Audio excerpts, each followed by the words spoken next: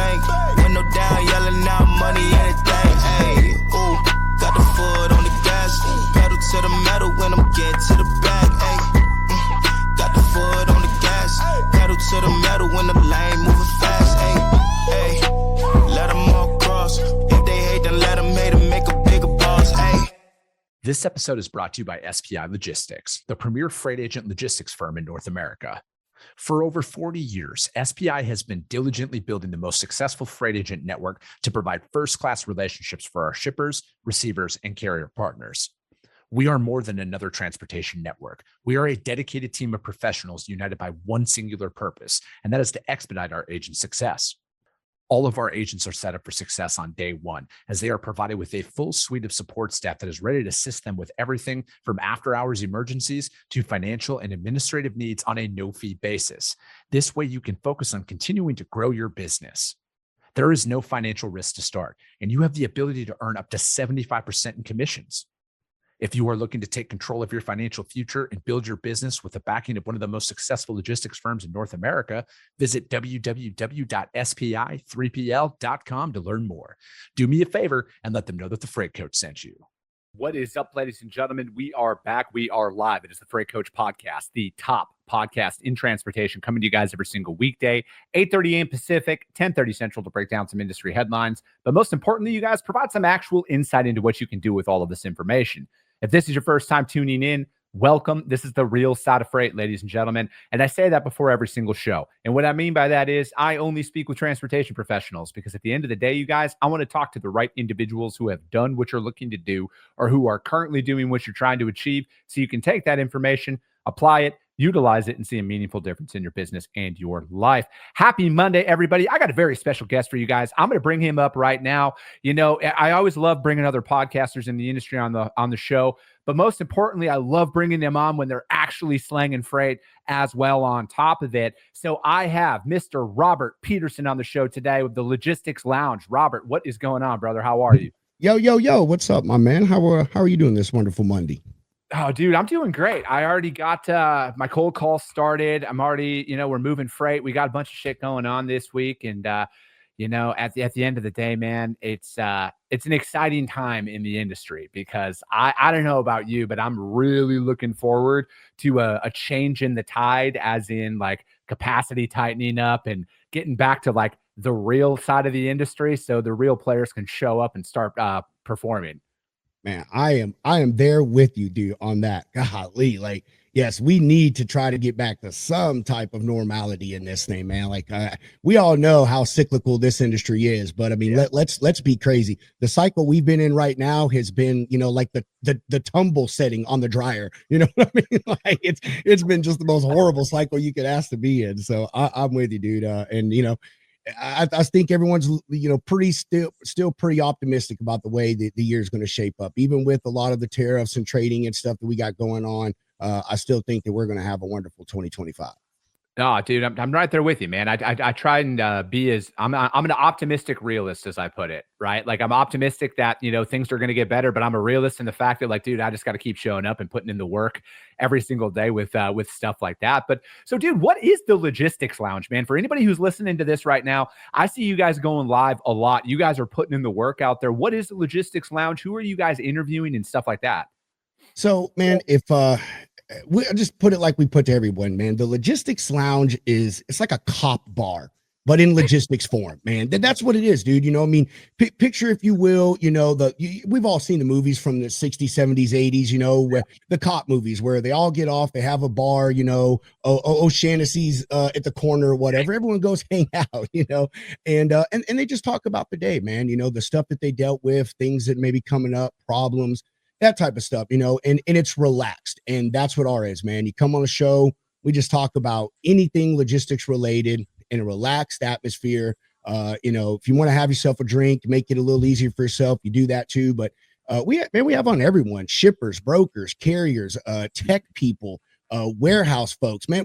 We even have monster truck drivers on talking about, transport monster trucks. So no one, or I should say everyone, is welcome on our show. If your job or your company touches logistics, we want to talk to you. Yeah. No, and that's it's a very similar path that I take with a lot of my content, right? Like I saw, and I still kind of see this out there is, you know, I'm never discrediting anybody's experience in it, but like as somebody who is trying to build their business up, I want to talk to people who are in the trenches making stuff happen, right? And I just think like there's a big difference between, you know, what happened 5 years ago, 6 years ago, and what you're doing today to make your business work and build and everything. Because, you know, if you've been in any industry for any amount of time, you understand the last 30 days are irrelevant. Last week's performance is irrelevant. It's what's going on today. How are you doing that? But most importantly, what are you doing that's working?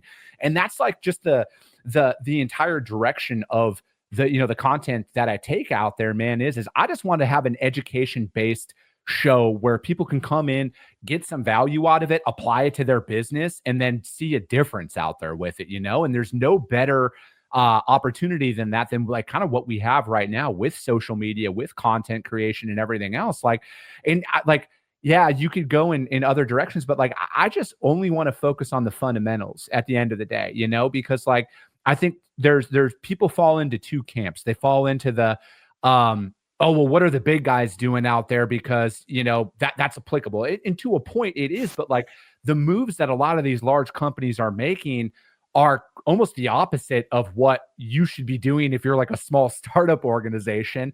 And then I feel like paralysis analysis and a bunch of stuff pops into it. But it's like, you know, I want to talk to the operators, the people who are actually in it and building.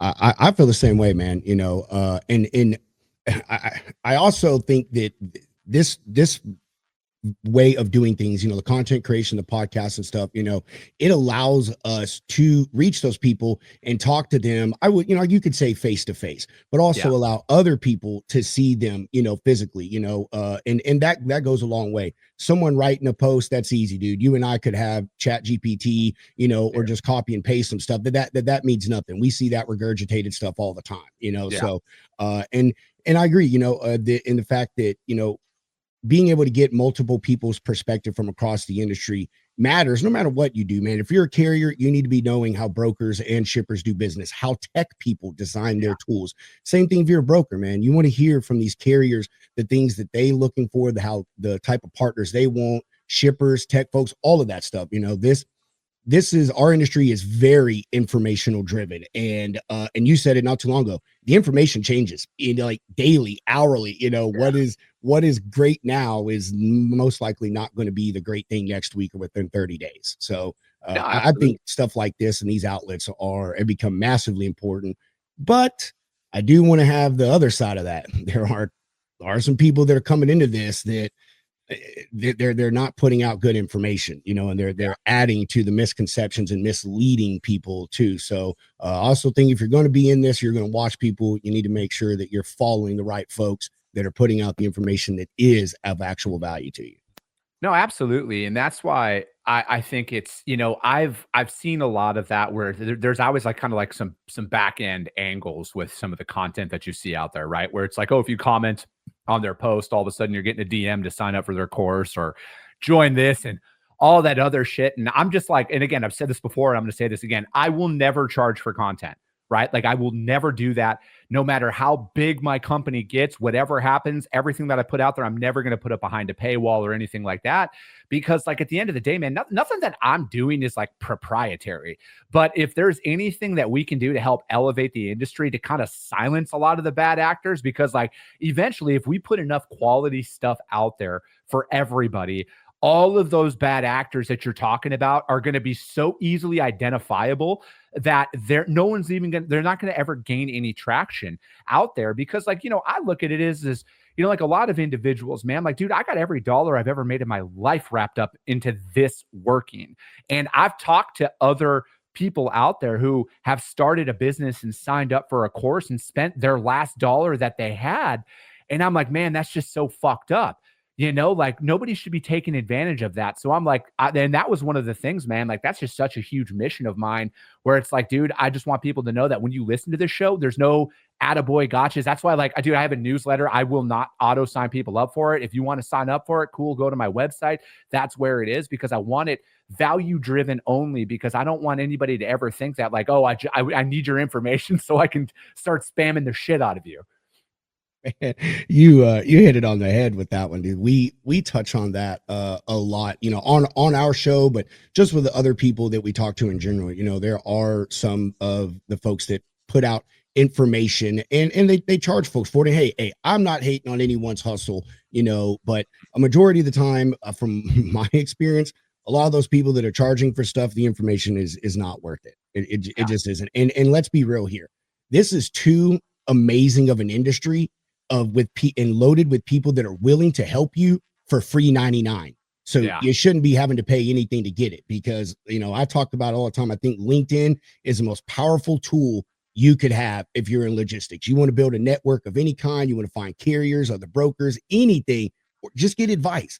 That's where you need to be. Use your network. The whole pay to play thing, it just usually is not worth it. And again, I don't hate anyone that does it, but I'm with you. I'll never do that. My co-host 900 will never do that. We made that decision a long time ago. Like never going to charge someone to come on our show or to have access to our content or any of that, because, like, who are we to say our stuff is worth the amount of money when we know you can just get it from somewhere else for free? Yeah. Dude, I'm right there with you. And like, when same thing, like the whole charging to be on the show and everything. I've never charged a guest to be on it. Like I'm very fortunate. I have advertisers, right? And I don't need to, but I did it for free too. And it's like, and I would do it for free, again, if anything ever happened with that, because, same thing, man. Like I'm out here trying to just make a difference in an industry that's literally giving me my entire life. And I want to make sure that this continues, down the right path. I want to do as much as I possibly can to keep it down that trajectory. And so, dude, like what brought you into trucking, Robert? Like, how'd you get your start in this? That's a good story, man. I will try to make it, it actually is. I'll try to make it as short as possible. So I got into logistics, in the Army, signed up high to the war, little dumb kid, just looking to do something in my life. Became an 88 Mike, which is basically a truck driver in the Army. Had a whole plan, man. My whole family is military. I was going to do my 20, become a warrant officer, a movement transportation officer, which is pretty much a logistics manager in the Army. And dude, I got hurt. I got hurt really early in my career. I tried getting surgery, but the Army ended up putting me out. So I immediately took those skills from the military and applied it to my civilian life, man. I got out. I got my CDL on my own without a school, even though every company out there told me, you've got to go to a civilian school. And I said, well, I went to the United States Army school of 7 weeks, so I think I'm perfectly fine. And but I did, got my CDL on my own, man. Rented a truck, passed the test, found a company that was willing to give me a shot. I drove for 10 and a half years, mainly reefer freight. I did, OTR and regional and stuff, local pickup and delivery. And man, I reached what I felt was the pinnacle of my pay really early on in my career. I was 5 years in, making high 80s, as a driver home every night, So I was like, well, the next step is for me to get in the office. I'll get into that 6-figure range. And as every driver out there can attest that's ever gone in the office, I said, I'm going to make a difference. So that's what it was, man. And I put myself through college behind the wheel of a truck. It took me 4 years to get an associate's degree, but gosh darn, I did it. And I got out of the truck for a few years and I hated it. I hated being on the shipper side. I hated being on the office side. It was counter to everything that I believed as a driver. And the pay really sucked. I'm not gonna lie, it sucked really bad. I went back to driving for a while. COVID happened, and I had an opportunity come across to help someone set up a brokerage. Didn't know anything about brokering, knew a little bit from my time in it, but kind of really didn't know much about it. Man, taught myself everything, helped this guy get his company set up, and that didn't go right because the partners were embezzling money from each other. That's embezzlement. Gotcha. Yeah. And I got fortunate enough, man. I met my current boss on LinkedIn, and he pulled me over into his company. It taught me everything I know about sales in this industry, everything I know about brokering. I continue to learn from that guy every single day. Been with him almost 4 years, and and here I am. And along the way, I decided, dude, like me and my buddies, like, man, how cool would it be to just like start a podcast, man, and a bunch of people just hang out and, shoot the shit and, all of that kind of stuff. And that's kind of where we are with the lounge. So, I do a little bit of brokering and I do a little bit of the content stuff now. Dude, I love it, man. It's guys with experience like you that I think need to have a larger presence out there, right? Because being behind the wheel like you did for as long as you did, like my only experience in behind the wheel is this riding with my dad, right? Like, because he was an owner op, he drove for 40 years, and the amount of time that I spent in a truck growing up, like that's it. But it pales in comparison to actually being out on the freeway, operating that truck, being away from your family, your loved ones, and everything else. And that's why it's like, for me, man, like I sympathize with the life, right? But you said something there, Robert, that it reminds me of a lot of the drivers that I know, when it was like, dude, I hated working in the office. I needed to be out there doing something. And, it is a big thing, because I feel like a lot of people think that, the drivers have it easy. That is a complete, don't take that as a literal statement on my end here. But, they're like, oh, drivers have it easier, shippers have it easier. Oh, brokers just sit back and make all this money. And until you take the time to go and walk a mile in their shoes, to actually get a full understanding of what it takes to actually do that job, and then do it at a high level, because like there's a lot of people out there who are like, oh, I'm a broker this week, and oh, I'm selling insurance the next week, and oh, I'm a real estate agent now. There's a lot of that shit that's out there. But, like my good buddy, Chris Brewer of River City Logistics, like, dude, this isn't a job to us. Like, this is our profession. This is our life. Like, we take this and we want to apply it and build it to the next level out there, man. So like, dude, I think you got a very unique skill set in doing all of that, and then taking the time to create the content and the podcast to put that message out there, because I might be one of the few people who actually understands the work that it takes to produce, distribute, in every single episode that comes along with this.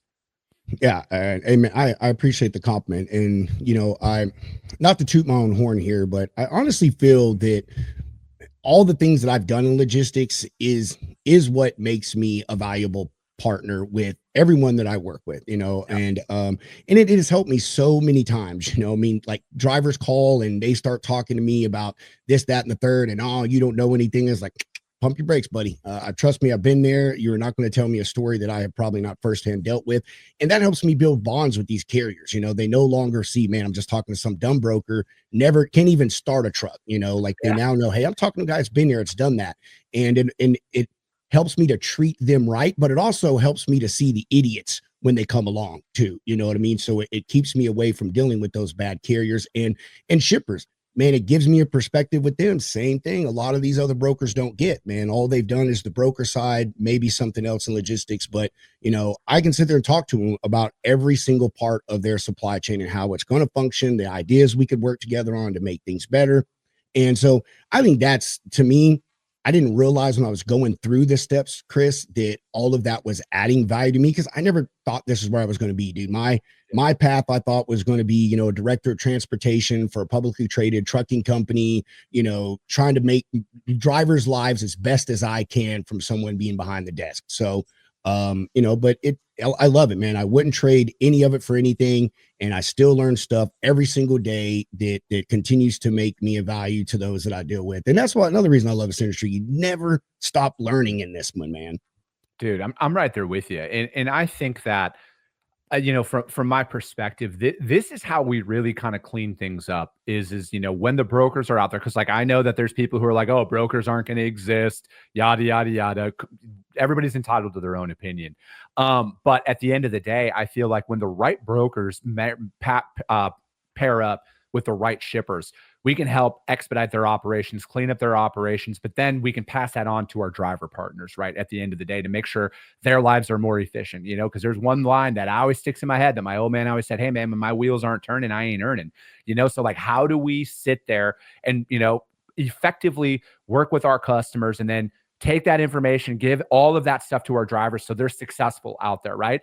And it's like, for me, it's like, As a broker, yes, there is only so much we can do. We're not loading the truck, we're not driving, but you can pick up the phone and you can find out everything you possibly can about a shipper and a receiver. And then you can be what you are, that middleman. All right. That's what you're supposed to be. You are supposed to facilitate that movement from your customer to your carrier, because they are 1A and 1B of importance out there. The ones who are good at their job, they get that, right? And they want that, because like for me, I want to work with the same drivers time and time again, Robert. I do not want to go out there to a spot market.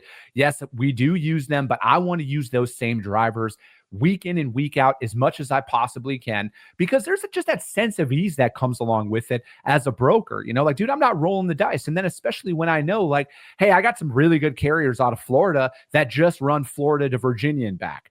Flatbeds, boom. Like this morning, for example, we got a same day opportunity. I'm texting my drivers, hey, are you here? Are you here? Are you here? I got this load. I can pick today or tomorrow, anything like that. I want to go there before I go out there, because, at the end of the day, it just builds up that familiarity that comes along with it. If, all of our customers, because I only do open deck freight at the end of the day. So it's like all of our customers, man, we need photos of the load. We need all of that stuff. They're bought into it. They get it. They know that, hey, when I show up to this shipper, I'm going to get loaded within an hour and a half. And, when I get offloaded, same thing. It's, whatever that looks like, and try and build that synergy up. Yeah. I love everything you said. I want to unpack it. You kind of touched on two important things there that I want to make sure everyone got this point that Chris made. First thing, brokers have gotten away from this realization, or the concept of what a broker is, and that is a liaison. That's what you are. You said it, Chris. We are the middleman. We are the people that put the shipper and the carrier together and help the supply chain be successful. And a lot of brokers have gotten away from that, man. And a lot of shippers don't understand that anymore either. That, they think brokers are just one-sided. We're only there for the shipper. We're only there for the receiver. And yeah, that may be our primary job, but you got to be there for your carriers as well. You have to treat them right. You've got to make sure they're paid a fair wage. You give them good information, all of these things. And I feel really, especially over the last 5 years, we have moved away from that tremendously. I mean, really it has. Brokers are now just seen as partners of the shipper pretty much, and not the middleman, the liaison that we're supposed to be. As far as carrier relationships, I'm with you, man, 100%. A lot of people talk about it. Very few people understand how to do it. And I say that because, and we're in an industry, or stuck in this part of the industry that, commissions are a big part of everything we do. Money, it means everything. And, getting another $100 on a load could be a lot to a broker, but that could also be a lot to that carrier. And that could be something that is extreme value to you. That $100 could, give that carrier some extra fuel, buy them some food, whatever the case is, and make them more loyal to you, do a better job for you. And when it comes to carrier partnerships, man, I look at it as all the things that you said, about it gives you the sense of knowing who you're dealing with. But sorry, Chris, brain fart. Efficiency. To me, that is what I love most about logistics, is you are taking a problem that is a problem and you are finding a way to get the most efficient outcome from it. And when it comes to having carrier partners, that is one of the key components. That is efficiency. Instead of having to put that freight in the board, deal with 20, 30 calls, setting people up, doing all this mess, I can just call Jimmy and be like, yo, Jimmy, I got another load coming out of Florida. It's going up to VA. Same thing you did last week, man. I think it may be a little bit heavier. So I'll give you another $50 if that's cool. Yeah. All right, Pedro, send it on over. Boom, done. Like, we're finished. 15 minutes, making a call, sending a load. We're done, And so that's another big thing with me on that is it saves time, man. It allows you to focus more of your time towards building your book of business, solving problems that your customers have, solving problems that your carriers have. So, yeah, a lot of people talk about it, man, but I don't think a lot of people really know what it truly means to build those relationships with their carrier partners. I think that they haven't had to in a long time, because, no matter what, even when rates were high a few years ago, it's been a broker's market for over 4 years now. Yeah. So it's like people's attention spans are, pretty damn short, right? So there's a lot of people who are peacocking around right now who have never actually worked in an environment where there is a deficit of capacity across the country, and they have to actually fight to get a truck to come pick their customers' load up. Very few people out there understand what that looks like. And it shows, man. It really does. And you can tell when certain markets start to turn out there, because that's when you see all the crying on social media from brokers about how, oh, these carriers need to understand relationships. Motherfucker, you just bounced that guy last week for $50, dude. You want to talk about a relationship? Yes, like, get the fuck out of here, man. I love that. Dude, I see that all the time, and I just sit back, and then again, man, like I don't publicly comment on any of that stuff, but I see that, and I'm like, dude, it's only a matter of time before I'm in your shipper's ear. It's only a matter of time. That's what like keeps me motivated a lot, is when I see stuff like that. Because again, man, like I'm not perfect, right? But I've fucked up a lot in this industry. My claim to fame, Robert, is I know a hell of a lot of what not to do. All right. Because I've done it and it never worked out in my favor. I am so with you, man. I think every good broker, that should be their foundation. You know what I mean? Like that's your basement. That's what everything's built on. What is your house built on? A lot of shit that I shouldn't do anymore. Like that's what it is. The wrong things. That's what it's built on. But now we're at the penthouse and everything's great. And I know what I'm doing. So I'm with you, man. You know, on that thing about bouncing these carriers, and you know, it's not always about rate either.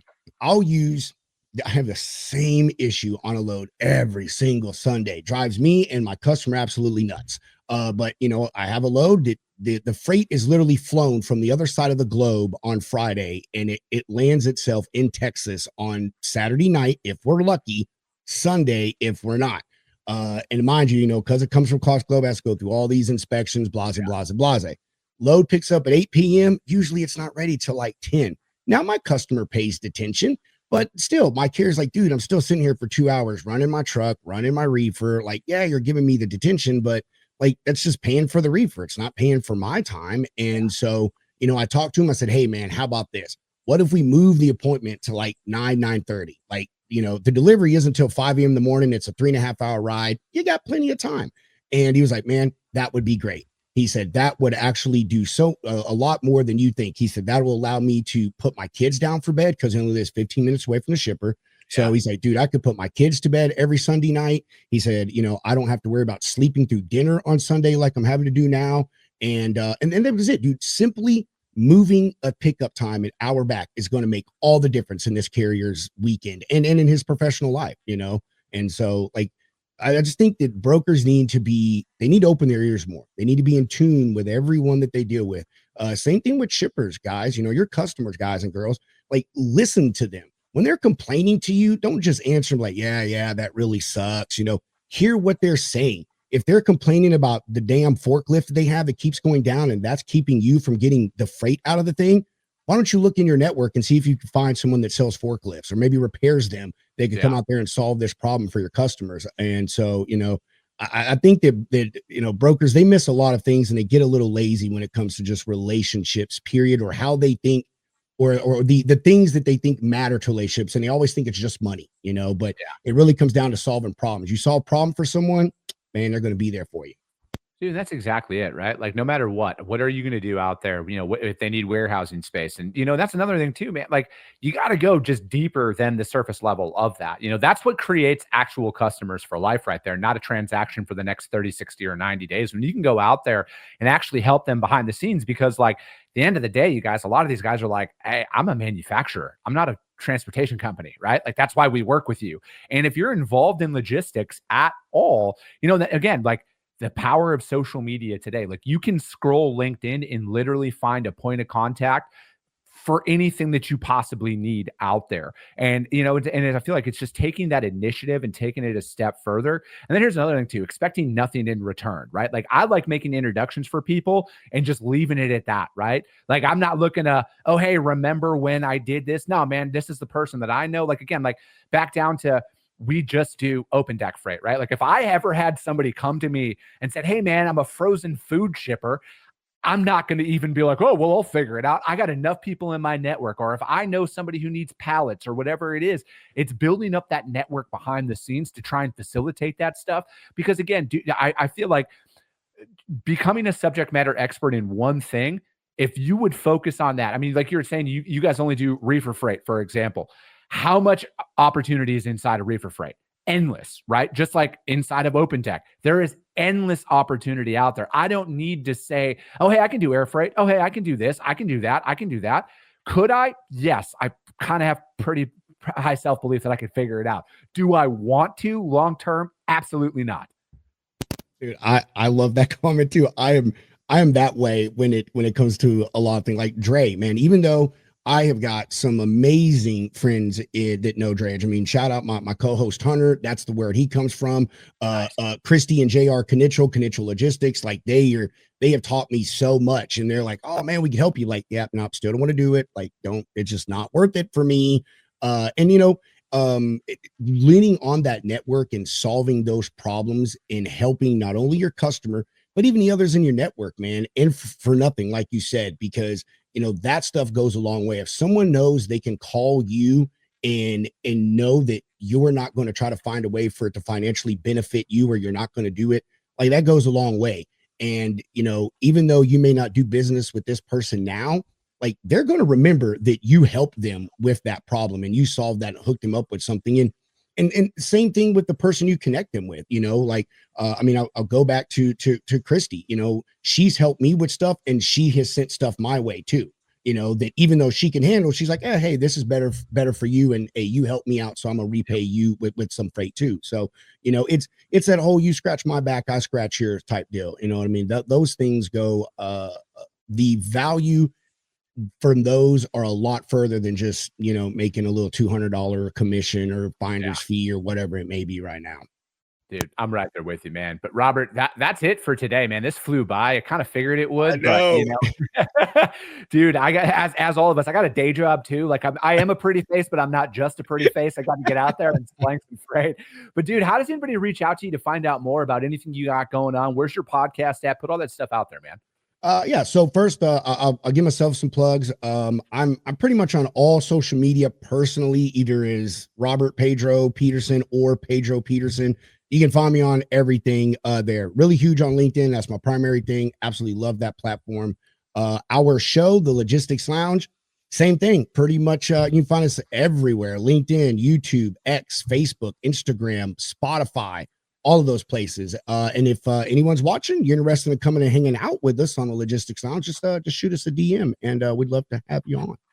Perfect. Robert, I appreciate it, man. If for some reason you guys can't find him or the Logistics Lounge, hit me up. I'll gladly put you guys in contact with them. That is going to be it for today, ladies and gentlemen. As always, if you got value in what you heard, subscribe to the show. If you're feeling really ambitious after this one, which you should be, rank the show on iTunes and Spotify, because that's how your network's going to see value. Because if you saw it, chances are they're going to see it as well. I appreciate you guys. I love you guys, and we'll be talking to you soon.